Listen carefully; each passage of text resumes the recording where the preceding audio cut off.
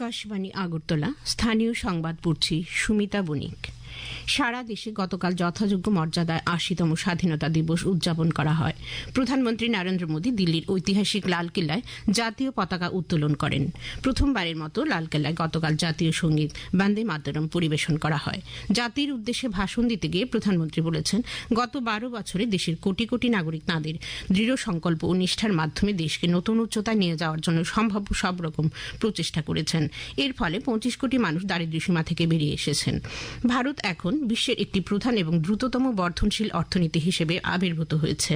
ভারত ২০৪৭ সালের মধ্যে একটি উন্নত রাষ্ট্র হওয়ার বড় লক্ষ্য নির্ধারণ করেছে।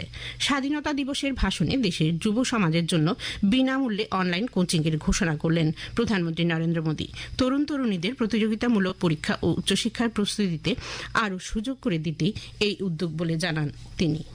भारत का सबसे बड़ा लाभार्थी भी मेरे देश का युवा है और इसलिए हमें विकसित भारत के लक्ष्य को युवाओं के साथ जोड़ करके आगे बढ़ाना है।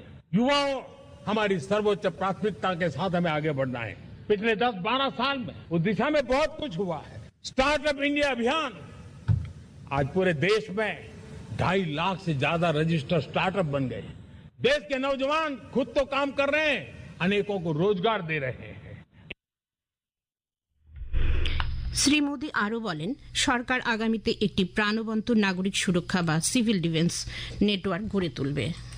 সারা দেশের সঙ্গে গতকাল রাজ্যেও যথাযোগ্য মর্যাদায় স্বাধীনতা দিবস উদযাপন করা হয়। রাজ্যের মূল অনুষ্ঠানটি হয় আগরতলার আসাম রাইফেলস ময়দানে। জাতীয় পতাকা উত্তোলন করেন ও বিভিন্ন বাহিনীর সমবেত কুচকাওয়াজ পরিদর্শন করেন মুখ্যমন্ত্রী অধ্যাপক ডাক্তার মানিক সাহা। অনুষ্ঠানে প্রথমবারের মতো পুলিশ ব্যান্ডে বন্দে মাতরম জাতীয় সঙ্গীত পরিবেশিত হয়। আসাম রাইফেলস ময়দানের রাজ্যবাসীর উদ্দেশ্যে ভাষণে মুখ্যমন্ত্রী বলেন, এই বিশেষ দিনটি আমাদের আত্মনির্ভরশীল ও বিকশিত ভারত গড়ার সংকল্প প্রতীক।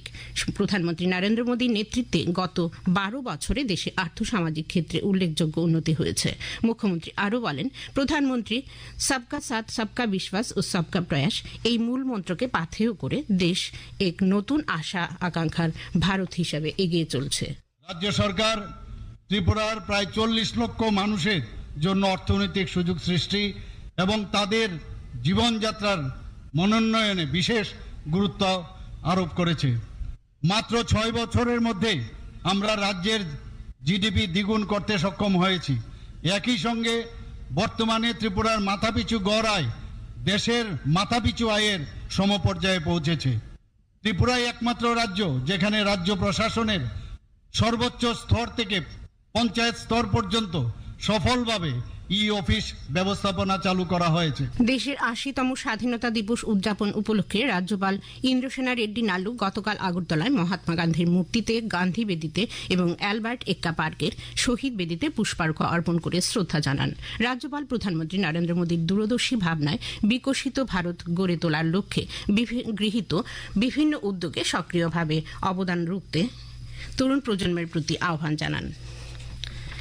এডিসির উদ্যোগে গতকাল স্বাধীনতা দিবসের মূল অনুষ্ঠানটি হয় খুমলুঙে খুম্পু একাডেমি স্কুল মাঠে। সেখানে জাতীয় পতাকা উত্তোলন করেন এডিসির মুখ্য কার্যনির্বাহী সদস্য রুনিয়েল দেববর্মা। আগরতলা এমবিবি বিশ্ববিদ্যালয়ে গতকাল যথাযোগ্য মর্যাদা ৮০তম স্বাধীনতা দিবস উদযাপন করা হয়। বিশ্ববিদ্যালয়ের উপাচার্য ড বিভাস দেব জাতীয় পতাকা উত্তোলন করেন। অনুষ্ঠানে বিশ্ববিদ্যালয়ের নিবন্ধক ড সুমন্ত চক্রবর্তী, পরীক্ষা নিয়ামক রুনু ধর সহ বিশ্ববিদ্যালয়ের শিক্ষক শিক্ষিকা, ছাত্রছাত্রীরা উপস্থিত ছিলেন। মুখ্যমন্ত্রী অধ্যাপক ডাক্তার মানিক সাহা বলেছেন, রাজ্যের বর্তমান সরকার সংবাদ মাধ্যম ও সাংবাদিকদের স্বার্থ সংশ্লিষ্ট বিষয়গুলিতে সর্বদা ইতিবাচক ও সহায়ক দৃষ্টিভঙ্গি নিয়ে কাজ করে চলেছে। গতকাল আগরতলা প্রেস ক্লাবে লিফট পরিষেবার উদ্বোধন করে তিনি একথা বলেন। তিনি বলেন, স্বাধীন পরিবেশে সত্যনিষ্ঠ সংবাদ পরিবেশনের মাধ্যমে সাধারণ মানুষের স্বার্থে গুরুত্বপূর্ণ ভূমিকা পালন করে চলেছে সংবাদ মাধ্যম।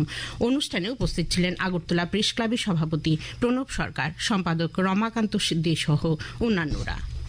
এখন আবহাওয়ার খবর।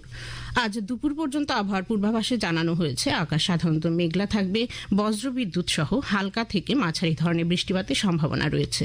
আজ ভোরে আগরতলার সর্বনিম্ন তাপমাত্রা ছিল 25.7 ডিগ্রি সেলসিয়াস। দিনে সর্বোচ্চ তাপমাত্রা থাকবে 35 ডিগ্রির কাছাকাছি। স্থানীয় সংবাদ এখনকার মতো এখানেই শেষ হলো। পরবর্তী বাংলা স্থানীয় সংবাদ প্রচারিত হবে সন্ধে 7:55 মিনিটে।